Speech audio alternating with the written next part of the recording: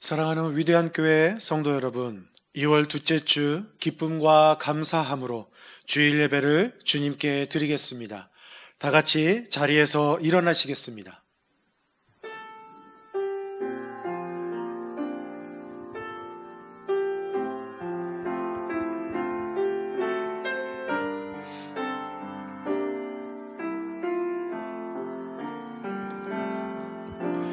나는 하나님을 예배하는 예배자입니다.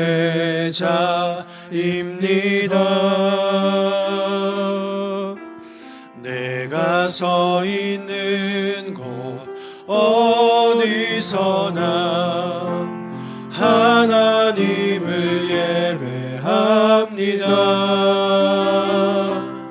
내 영혼 거룩한 은혜를 향하여 내 마음 완전한 하나님 향하여 이곳에서 바로 이 시간 하나님을 예배합니다.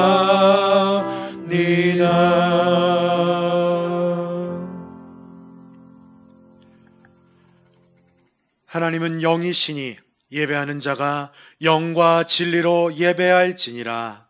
아멘.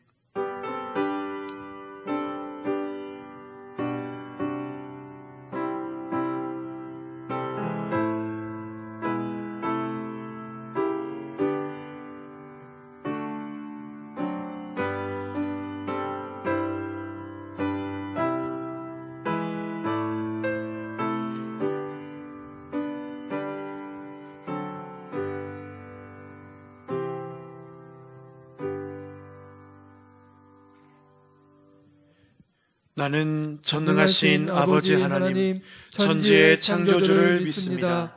나는 그의 유일하신 아들, 우리 주 예수 그리스도를 믿습니다. 그는 성령으로 잉태되어 동정녀 마리아에게서 나시고 본디오 빌라도에게 고난을 받아 십자가에 못 박혀 죽으시고 장사된 지 사흘 만에 죽은 자 가운데서 다시 살아나셨으며 하늘에 오르시어 전능하신 아버지 하나님 우편에 앉아 계시다가 거기로부터 살아있는 자와 죽은 자를 심판하러 오십니다.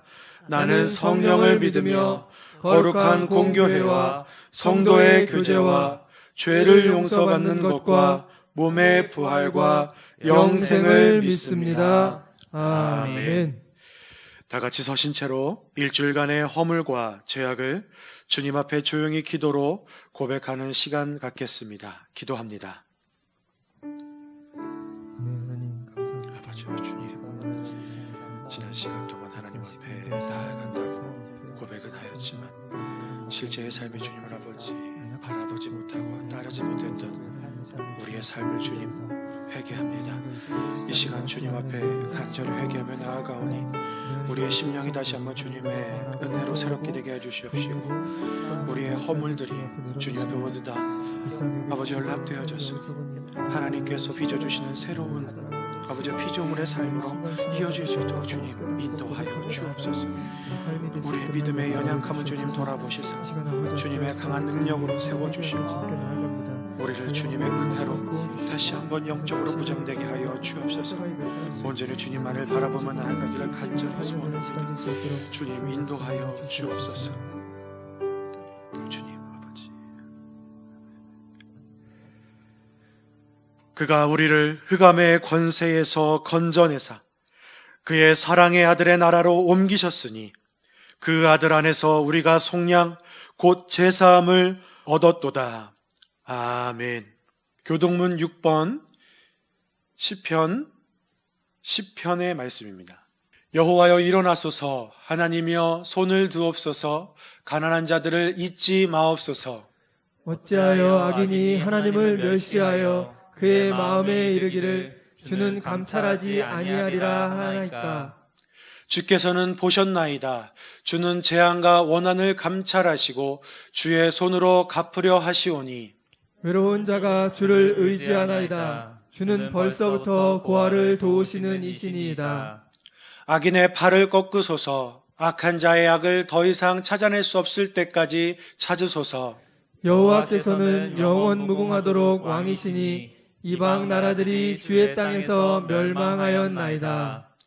여호와여, 주는 겸손한 자의 소원을 들으셨사오니 그들의 마음을 준비하시며 귀를 기울여 들으시고 고아와 압제당하는 자를 위하여 심판하사 세상에 속한 자가 다시는 위협하지 못하게 하시리이다. 아멘.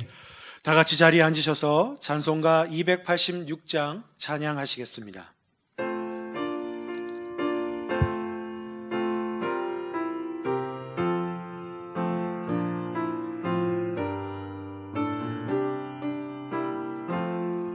주 예수님 내 맘에 오사 날 붙들어 주시고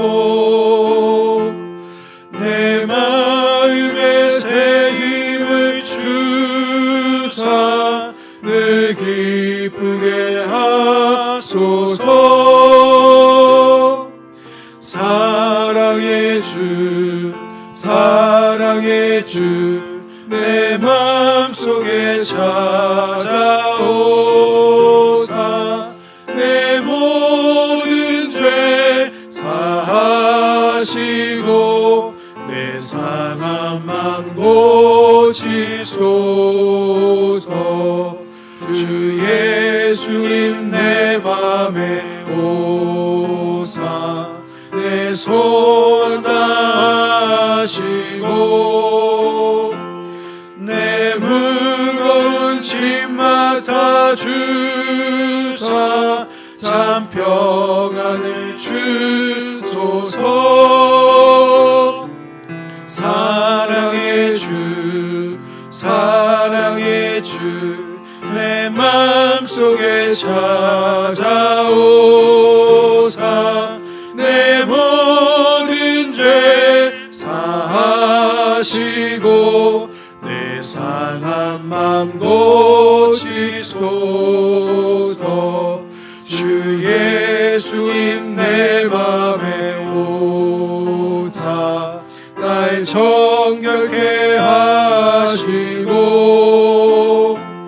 그 은혜를 내 맘에 채워 늘 충만케 하소서. 사랑의 주 사랑의 주 내 맘속에 찾아오사 내 모든 죄 사하시고 내 상한 맘 고치소서. 주 예수님 내 맘에 오사 내 길 인도하시고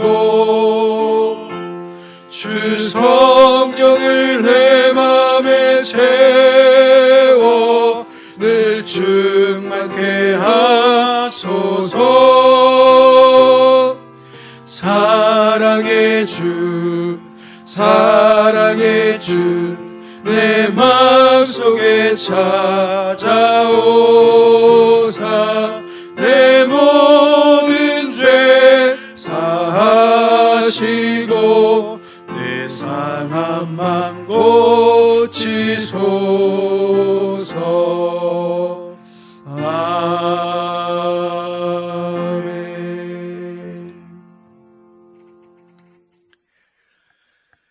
2월 둘째 주 우리에게 주신 하나님의 말씀은 신약성경 마태복음 9장 27절에서 30절까지의 말씀입니다. 마태복음 9장 27절에서 30절까지의 말씀, 제가 가진 성경으로는 신약 13쪽에 있습니다. 마태복음 9장 27절에서 30절까지의 말씀, 하나님의 거룩하신 말씀을 제가 대신하여 봉독하도록 하겠습니다. 가정에서 시청하고 계신 모든 성도님들 화면을 참조해 주시고 주님의 말씀에 대한 성령님의 조명하심이 있기를 바랍니다. 예수께서 거기에서 떠나가실새 두 맹인이 따라오며 소리질러 이르되 다윗의 자손이여 우리를 불쌍히 여기소서 하더니 예수께서 집에 들어가심에 맹인들이 그에게 나아오거늘 예수께서 이르시되 내가 능히 이 일을 할 줄 믿느냐 대답하되 주여 그러하오이다 하니 이에 예수께서 그들의 눈을 만지시며 이르시되 너희 믿음대로 되라 하시니 그들의 그 눈들이 밝아진지라 예수께서 엄히 경고하시되 삼가 아무에게도 알리지 말라 하셨으나 아멘. 담임 목사님께서는 어제 귀국하셔서 2주간 자가격리 중에 있으십니다.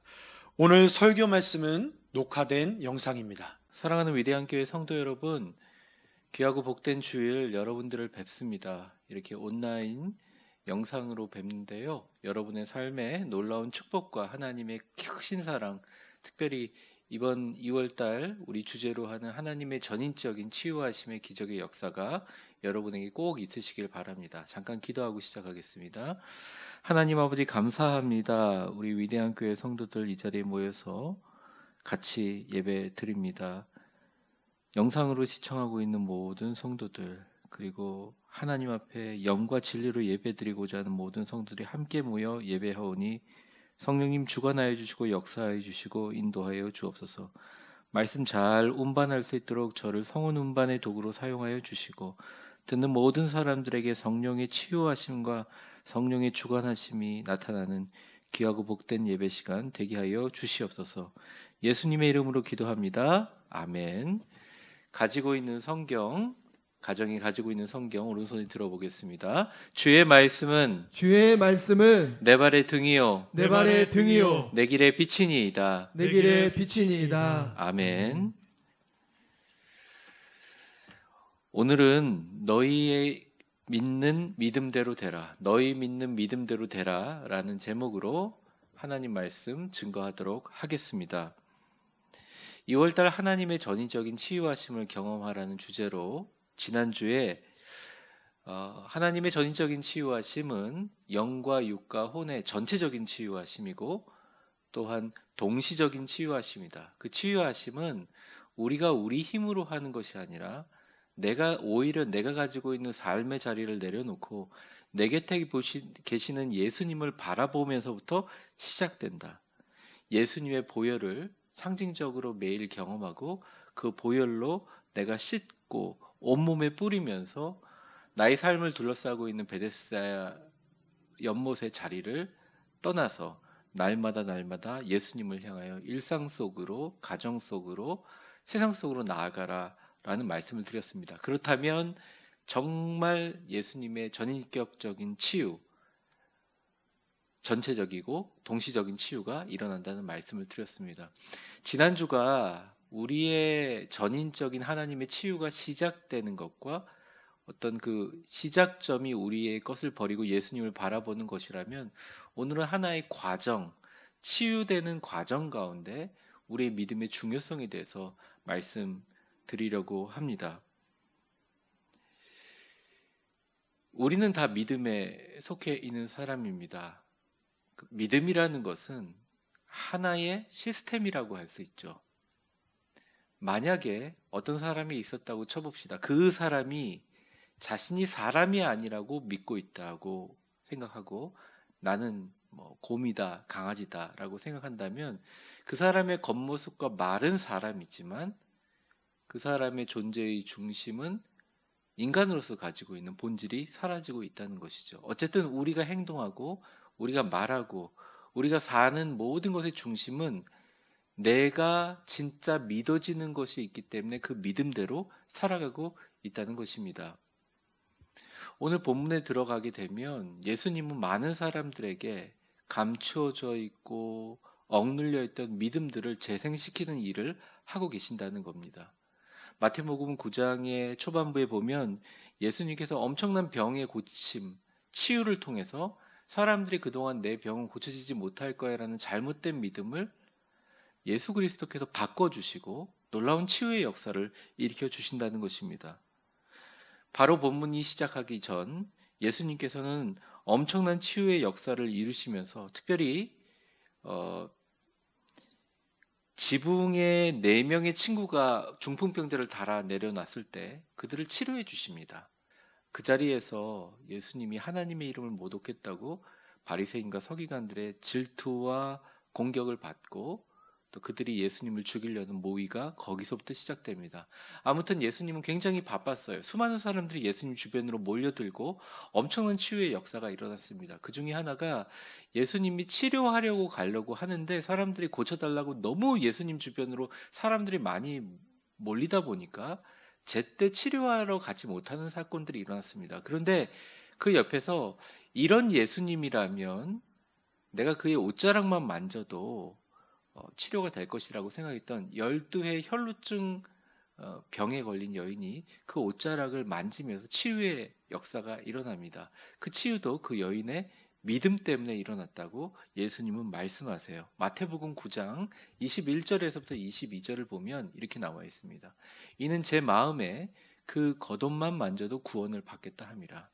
예수께서 돌이켜 그를 보시며 이르되 딸아 안심하라 내 믿음이 너를 구원하였다 하시니 여자가 그 즉시 구원을 받으니라. 근데 이 예수님이 가는 도중에 이런 치료의 역사가 일어났지만 어디로 가고 있었느냐? 그 당시 회당장 야이로의 딸이 중병에 걸렸다는 소식을 듣고 예수님이 가고 있던 중이었습니다. 다른 성경에 보면 그 회당장 야이로의 딸의 나이가 12살이었고 그 다음에 무남 동료였다고 나와 있으니까 얼마나 어리고 귀한 딸이었겠어요. 근데 야이로의 그 간청에도 불구하고 지나가는 사람들이 예수님이 치료의 소식 때문에 예수님이 진행되지가 못하다 보니까 어느 순간 야이로에게 소식이 들렸는데 이미 딸이 죽었다는 것입니다. 이미 딸이 죽어서 시신과 그 모든 과정들을 지금 하고 있다는 거예요. 그럼에도 불구하고 예수님은 야이로 그 집에 갑니다. 가니까 사람들이 피리를 부르고 헌화하고 애곡하면서 막 울면서 완전히 장례식 분위기가 된 거예요. 근데 예수님이 거기 가서 그 사람들에게 너희들 이렇게 할 필요가 없다. 그 아이는 죽은 것이 아니라 잔다. 사람들이 다 비웃습니다. 예수님이 가서 손잡고 달리다굼 하고 일으키시니 그 딸이 일어나는 역사가 일어납니다. 그게 이제 마태복음 9장 24절에서 25절까지의 말씀입니다. 한번 보시죠. 이르시되 물러가라 이 소녀가 죽은 것이 아니라 잔다 하시니 그들이 비웃더라. 무리를 내보낸 후에 예수께서 들어가서 소녀의 손을 잡으시니 어떻게 해요? 달리다굼 하셨거든요. 일어나는 기적의 역사가 일어납니다. 그리고 26절에 예수님의 역사가 모든 사람에게 소문이 퍼졌다고 난 다음에 바로 그 다음 구절이 뭐냐? 오늘 시작하는 27절 첫 구절이라는 거예요.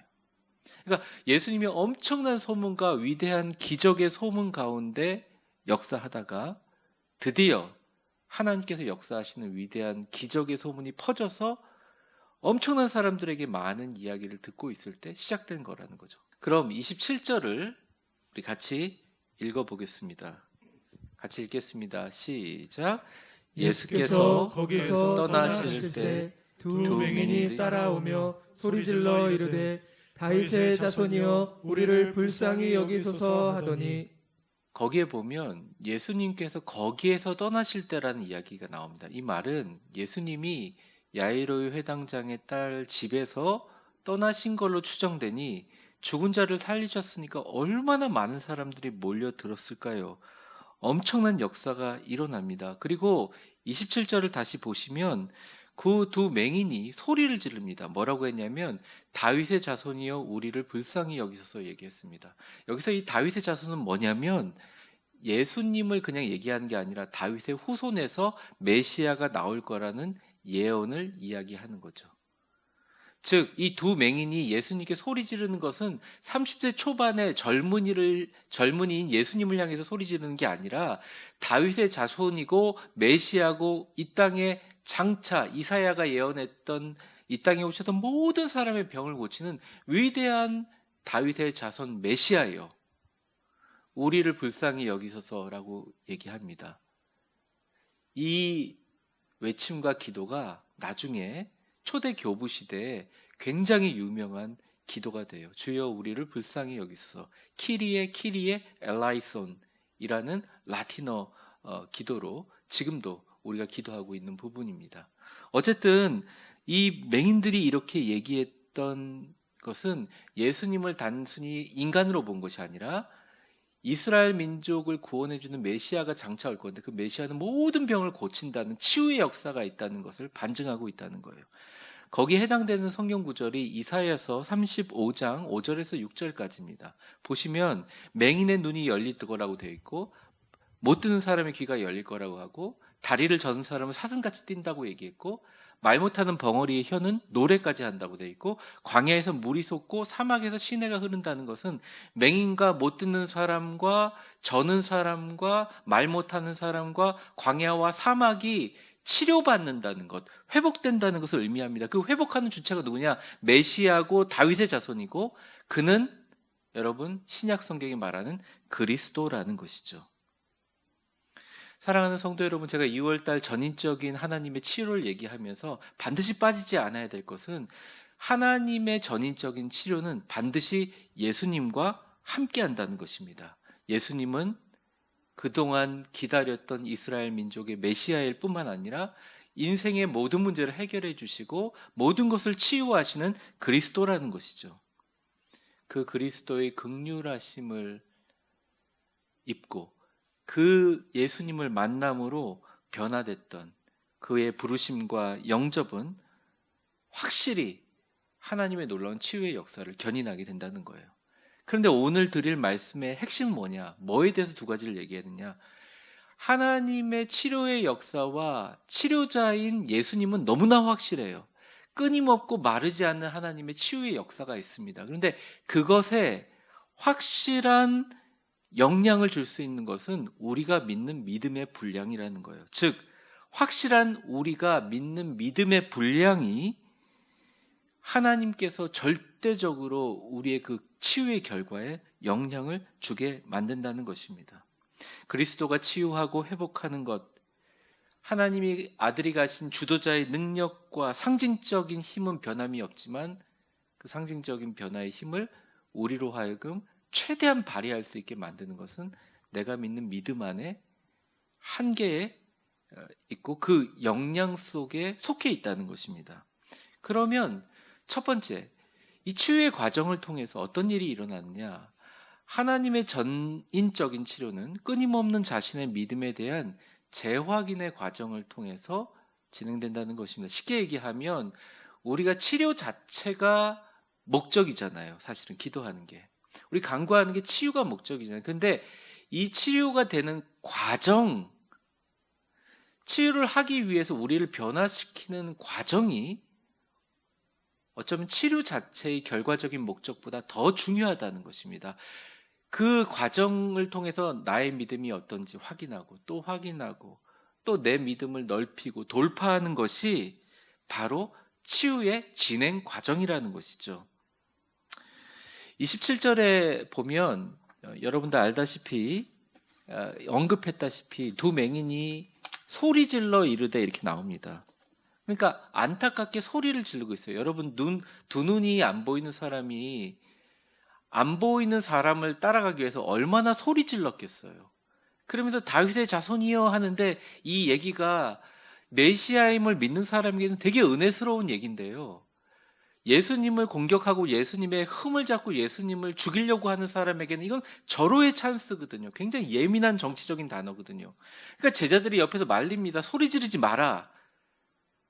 잠잠히 시킵니다. 다른 복음서에 보면. 그런데도 끝까지 소리 지르면서 다윗의 아들 예수여 나를 불쌍히 여기소서 하면서 따라갑니다. 근데 28절을 보면 예수님께서 거기에 대해서 대답 한마디도 안 하시고 집으로 들어가 버리세요. 굉장히 매정하게 보입니다. 성서학자들은 얘기합니다. 예수님이 그냥 집으로 들어가신 이유는 간단하다. 예수님을 믿는 사람들뿐만 아니라 예수님을 잡아 죽이려고 하는 시기하는 서기관들과 바리새인들이 우글우글 했기 때문에 그들에게 오해를 받지 않게 해서 집에 들어가신 것이다. 이렇게 해석을 하고 있습니다. 그런데 어쨌든 예수님은 그들이 시끄럽게 소리 지르고 예수님을 불렀지만 대답하지 않고 침묵하고 집으로 들어가셨어요. 근데 여기서 더 놀라운 건 뭐냐면 맹인들이 그에게 나온다는 것입니다. 사력을 다해 집 안으로 들어가 예수님을 만나기 위해 따라 들어가고 있다는 거예요. 그리고 그의 앞에 서는 과정들이 있었다는 것입니다. 그러고 나서 예수님이 묻습니다. 내가 능히 이 일을 할 줄 믿느냐? 그들에게 또 확인을 하세요. 예수님은 이미 컨펌을 하셨지만 또 확인을 하세요. 대답하되 주여 그러하외이다. 그들은 대답합니다. 이러한 일련에 그들이 계속 자신의 믿음이 있지만 자신이 입으로 고백하면서 그것을 자신 스스로 자신의 믿음을 재확인하는 과정이 나타난다는 거예요. 믿음의 재확인을 우리가 시험이라는 표현보다는 예수님의 테스트라고 생각한다면 첫 번째 테스트에서는 그들이 눈먼 상태에서 간절히 소리 지르고 부르짖을 때 예수님이 침묵하셨습니다. 그 침묵했을 때 그들이 포기하지 않았다는 거예요. 만약 포기했다면 예수님을 못 만났겠죠. 침묵했습니다. 예수님의 침묵을 통해서 오히려 그들의 간절함이 더 강해졌고 그들의 믿음의 폭이 더 넓어졌어요.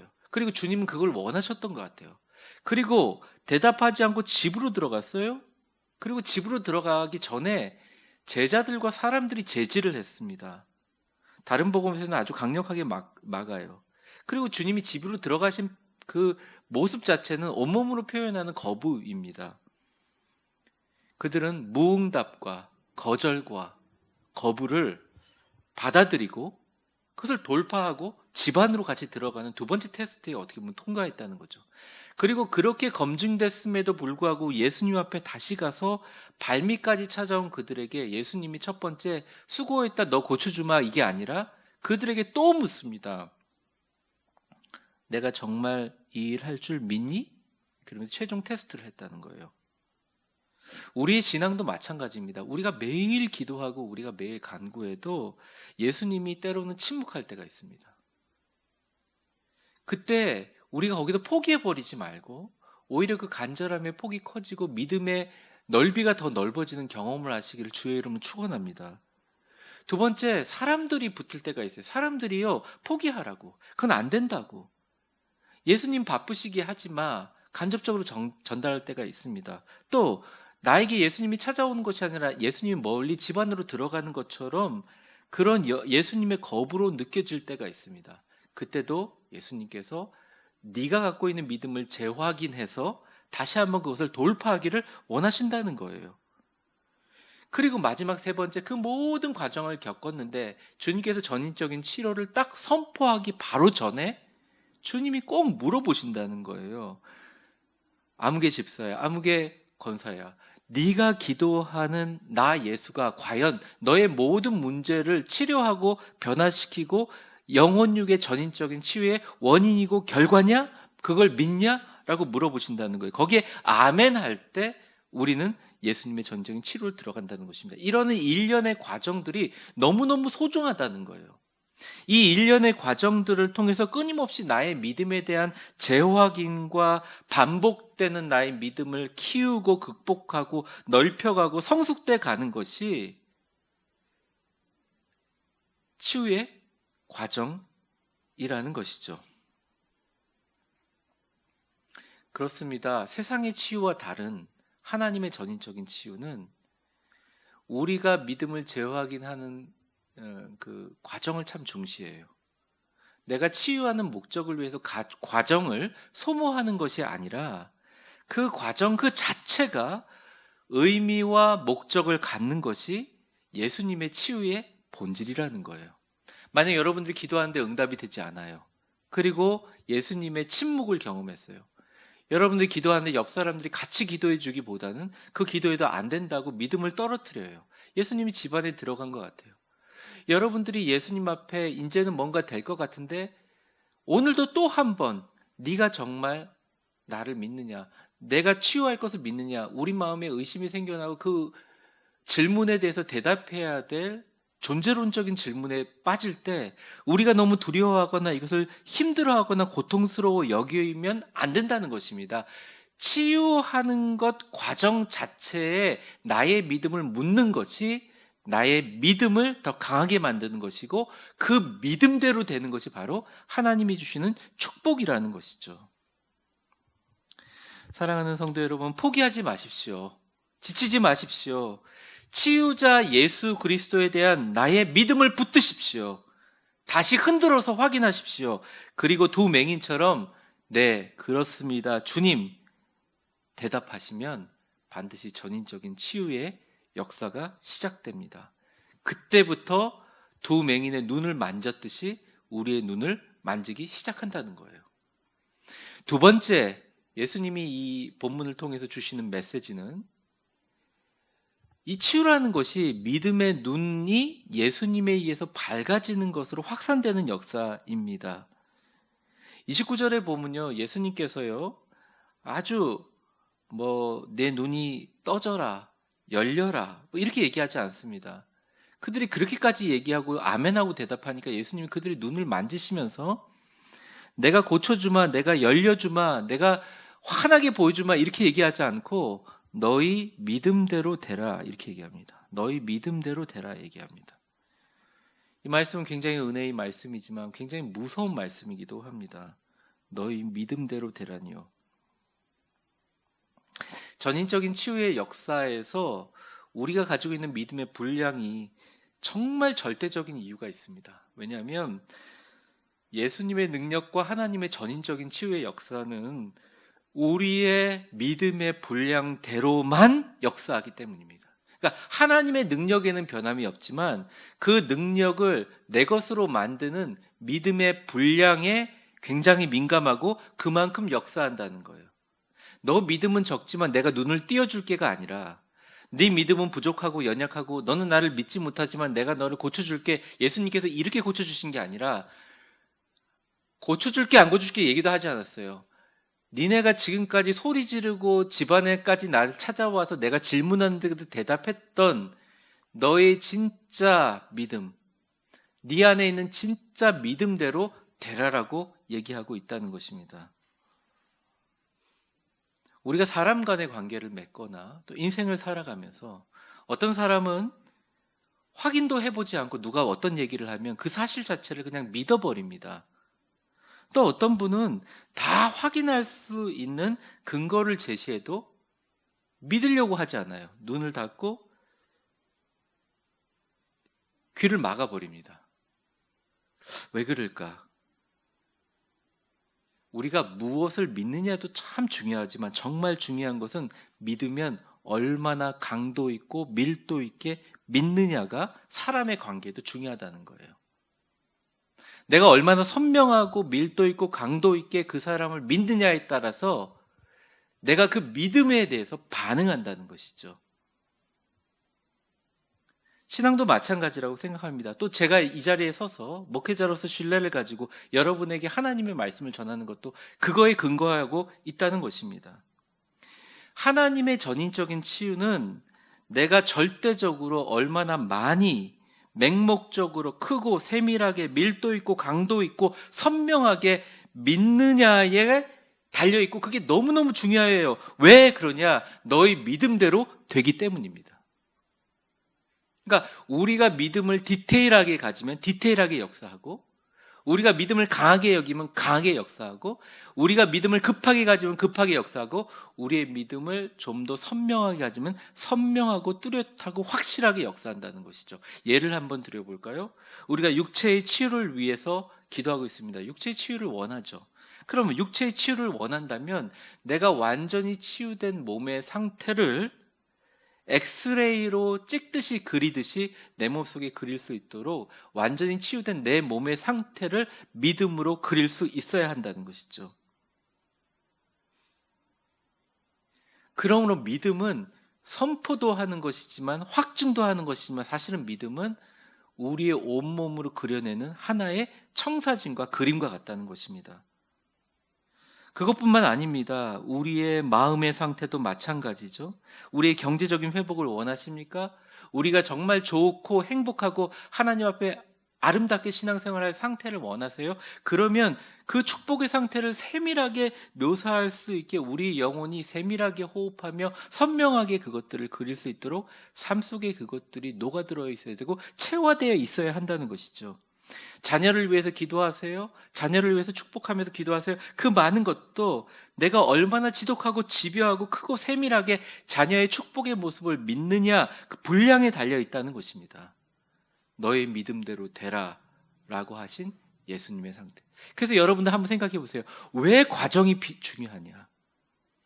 예수님이 처음에 침묵하시고 집으로 들어가 버리시고 다시 묻는 이 과정을 힘들게 여기지 말고, 어쩌면 이렇게 고난이 오고 나에게 무응답이 오고 거절이 오는 것 상황들, 주님의 침묵이 있는 상황들을 오히려 나의 믿음을 더 밀도 있게, 강도 있게, 나의 믿음을 더 세밀하게, 더 확실하게, 더 선명하게 만드는 과정이라고 생각하고, 그 과정을 받아들여서 그럼에도 불구하고 주님을 믿습니다 하면서 그 믿음이 눈앞에 생생하게 그려질 것처럼 비주얼라이제이션, 픽처라이제이션을 하게 되면 그때부터 그 믿음이 역사할 준비가 되어 있다는 거예요. 예수님의 능력은 우리가 가지고 있는 믿음대로 할 수 있게 허락하는 능력을 보여주신다는 것이죠. 여기에 가장 바르고 빠른 방법이 뭐냐? 그것은 내 주변에 거룩한 긍정의 아멘의 사람, 같이 그 부분을 가지고 기도하고 관계를 맺을 수 있는 주님 사랑하는 순전하고 거룩하고 긍정적인 사람들과 영향을 받는 것입니다. 그래서 좋은 사람을 위해서 기도하는 것은 비단 인간관계나 삶을 위해서가 아니라 우리의 치유를 위해서 너무너무 중요해요. 여러분 마음속에 상처가 많으시고 어려움이 있다면 여러분들 기도를 시작하셔야 돼요. 주님, 나에게 오셔서 이 모든 삶의 과정 통해서 나를 역사하시는 하나님께서 붙들어 주시고 좋은 사람을 만나게 하시고 특별히 예수님을 만나게 하셔서 하나님의 놀라운 치유와 역사의 기적이 있게 하시고 서로 영향받게 하시옵소서. 주님께서 반드시 내 믿음대로 될 줄 믿습니다 고백하는 것이죠. 30절에 그 결과가 나옵니다. 오늘 마지막 절인 것 같습니다. 그들의 눈이 밝아진지라 이렇게 얘기합니다. 그러니까 그들이 내 믿음대로 되라 하고 아무 대답이 없어요. 그런데 30절에 보면 그 눈이 밝아진지라 이렇게 나와 있다는 거죠. 무슨 말입니까? 진짜 그들이 믿은 대로 된 것입니다. 진짜 믿었던 모양입니다. 그들의 믿음대로 눈이 밝아졌습니다. 그리고 눈이 밝아지고 나서 최초의 세상 빛을 보았던 시각장애인들 눈에 제일 먼저 비쳤던 것이 누구냐? 빛 가운데 서 있는 예수님을 바라보게 되었다는 것이죠. 말씀을 정리하겠습니다. 여러분, 믿음이라는 게 타인의 강요로 이루어질 수 있을까요? 저는 불가능하다고 생각합니다. 믿음은 절대 타인의 강요로 이루어질 수가 없어요. 진짜 내가 고백하는 치유하는 믿음의 중심은 내가 내 안에서 믿어져야 돼요. 근데 많은 사람들이 얘기합니다. 내가 안 믿어지는데 어떡하지? 내가 믿어지지 않는데 어떡하지? 그것은 예수님을 만나기 전까지 수많은 고통과 질문과 침묵이 있더라도 그것을 극복해 나가면서 과정을 즐기면서 과정을 돌파해 나가면서 반드시 예수님을 만나야 믿어지게 됩니다. 그리고 그 믿음대로 하나님께서 치유의 역사를 일으키신다는 거예요. 여러분 그 과정을 즐기시고 그 과정을 통해서 극복을 통해 믿음이 성장하고 커진 그 믿음의 분량대로 모두 다 놀라운 치유하심과 기적의 역사가 일어나는 여러분들이 되시기를 바랍니다. 세 가지로 정리하고 마치겠습니다. 첫째, 치유의 과정들을 너무 두려워하거나 포기하지 마라. 우리가 기도했을 때 수많은 침묵과 응답이 없으면 그걸 너무 힘들어하지 말고 그걸 극복만 하면 믿음을 더 키우시기 위한 주님의 배려이다. 극복만 하면 믿음이 커진다. 그러므로 계속 믿음을 점검하는 것이야말로 진정 필요한 치유의 과정이다. 두 번째, 주님 앞에 섰을 때 우리가 얼마나 믿는지 그 믿음의 강도와 믿음의 세밀함이 치유의 완성도를 좌우한다. 우리의 믿음대로 되기 때문이다. 그래서 양을 늘려라. 우리의 상상과 묵상과 기도와 비전을 통해서 더 선명하게, 더 밀도 있게, 더 강도 있게 믿음을 그릴 수 있어야 된다. 세 번째, 그 믿음의 최종 결과는 맹인들이 눈을 떠서 처음 봤던 빛 가운데 계신 예수님을 바라봤던 것처럼 우리가 전인적인 치유하는 최종의 목적은 바로 우리 앞에 서 있는 예수 그리스도를 보는 데 있다.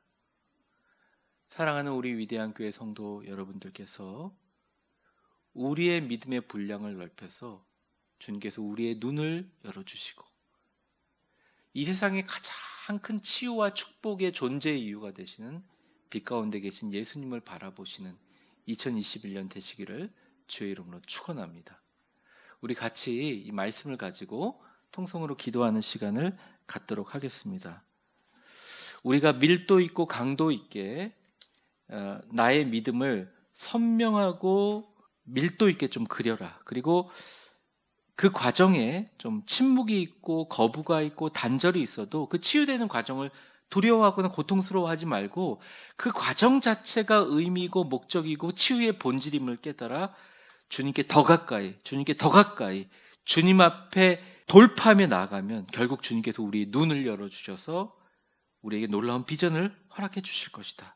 주님, 우리의 눈을 열어주시옵소서. 우리의 믿음의 분량을 넓혀 주시옵소서. 우리 주여 한번 부르고 통성으로 합심기도 하겠습니다. 주여, 사랑과 은혜가 충만하신 하나님 아버지, 간절히 기도합니다.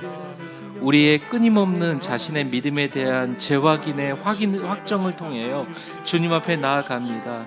내가 능히 이 일을 할 줄을 믿느냐 얘기할 때 아멘 하였고, 아무런 침묵으로 응답하지 않고 집에 들어가실 때도 예수님을 따라 들어갔던 두 맹인의, 두 시각장애인들의 그 믿음을 본받게 하여 주시옵소서. 주님, 목적을 위해서 가정을 소모하거나 버리는 것이 아니라 내가 주님 앞에 끊임없이 자신의 믿음을 재확인하는 그 과정 자체가 의미와 목적이 되는 것이 치유의 본질임을 압니다. 주여, 우리로 하여금 다시 한번 본질을 바라보게 하여 주옵소서.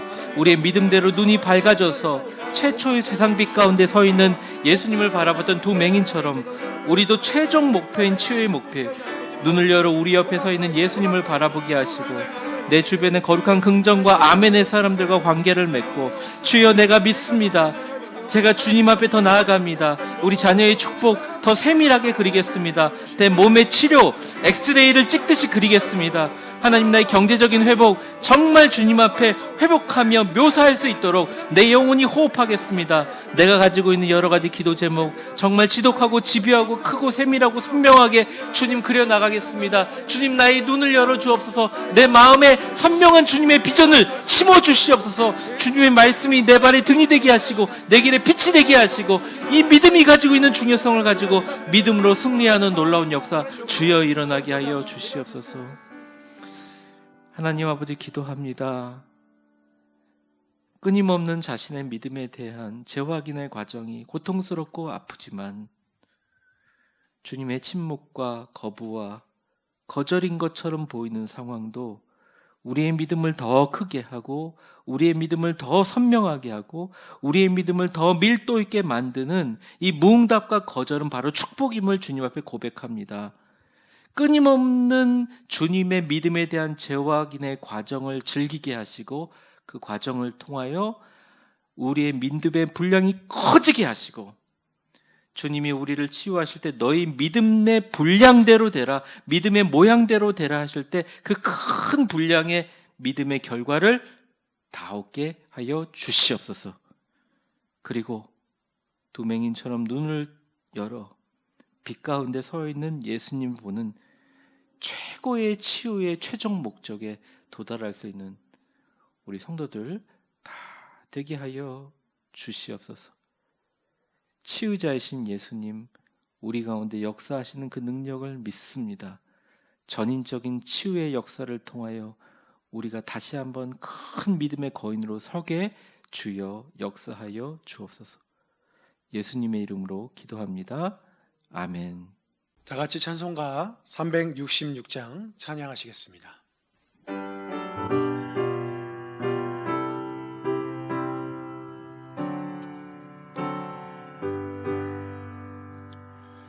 어두운 내 눈 밝히사 진리를 보게 하소서. 진리의 열쇠 내게 주사 빛을 찾게 하소서. 깊으신 뜻을 알고자 엎드려 기다리오니 내 눈을 뜨게 하소서. 성령이여 막혀진 대기 여시사 주님의 귀한 음성을 이기로 밝히 들을 때에 내 기쁨 한량 얻겠네. 깊으신 뜻을 알고자 엎드려 기다리오니 내 길을 열어주소서. 성령이여 봉해진 내 입 여시사 복음을 널리 전하고 차가운 내 맘 녹여주사 사랑을 하게 하소서. 깊으신 뜻을 알고자 엎드려 기다리오니 내 입을 열어주소서. 성령이여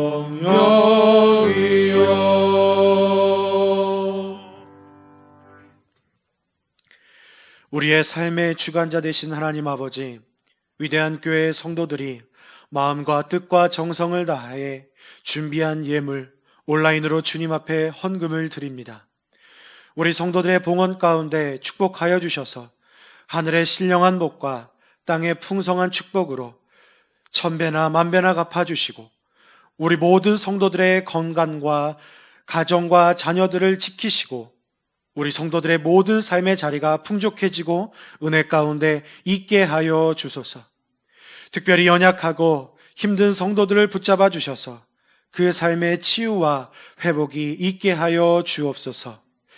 예수님의 이름으로 간절히 기도하옵나이다. 아멘.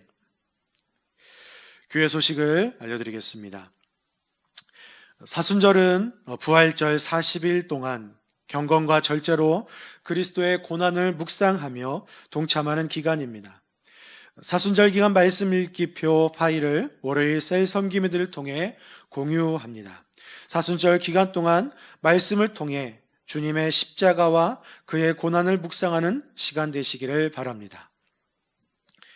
위비숲 다음 세대에게 사순절 가정예배 활동 키트가 집으로 배송됩니다. 사순절 교육 주제는 십자가 사랑, 십자가 은혜이며 사순절 기간 동안 자녀들과 함께하는 교육부 사역에 많은 관심과 참여 부탁드립니다. 다 같이 자리에서 일어나시겠습니다. 가슴에 손을 얹고 고백하시겠습니다. 신나고 기쁘게 행복하고 감사하게 너 하나님의 사람아 주 안에서 강하고 담대하라. 아멘. 찬송가 620장 찬송하신 후에 축도함으로 예배를 마치겠습니다.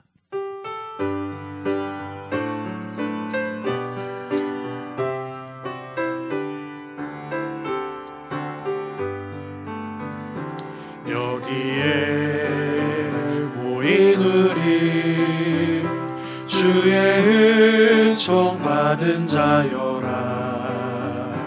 주께서 이 자리에 함께 계심을 아노라.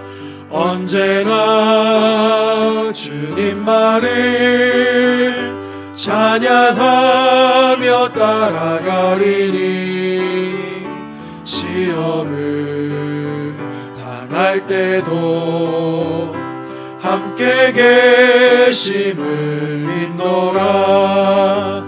이 믿음 더욱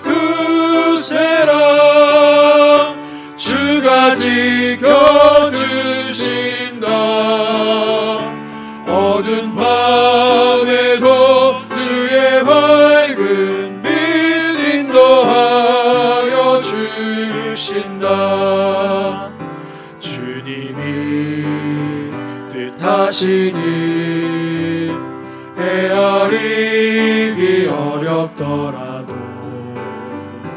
언제나 주 뜻 아래 내가 있음을 아노라. 사랑과 말씀들이 나를 더욱 새롭게 하니 때로는 넘어져도 최후 승리를 믿노라. 이 믿음 더욱 굳세라. 주가 지켜주신다. 어두운 밤에도 주의 밝은 빛 인도하여 주신다. 여기에 모인 우리 사랑받는 주의 자녀라. 주께서 뜻하신 바 우릴 통해 펼치신다.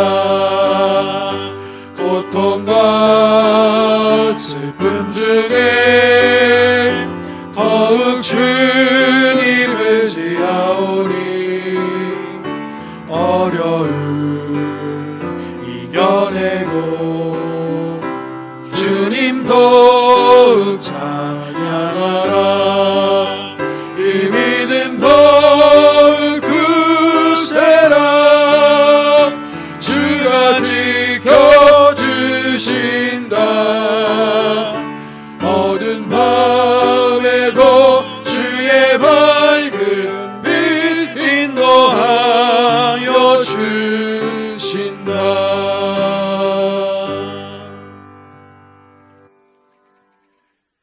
지금은 우리 주 예수 그리스도의 은혜와 하나님의 사랑하심과 성령님의 교통하심이 이 세상의 가장 큰 치유와 축복의 존재 이유가 되시는 빛 가운데 계신 예수님을 바라보며 믿음으로 나아갈 위대한 교회 성도들의 한 분 한 분 머리 위에 이제와 영원히 함께 계실 것을 간절히 축원하옵나이다. 아멘.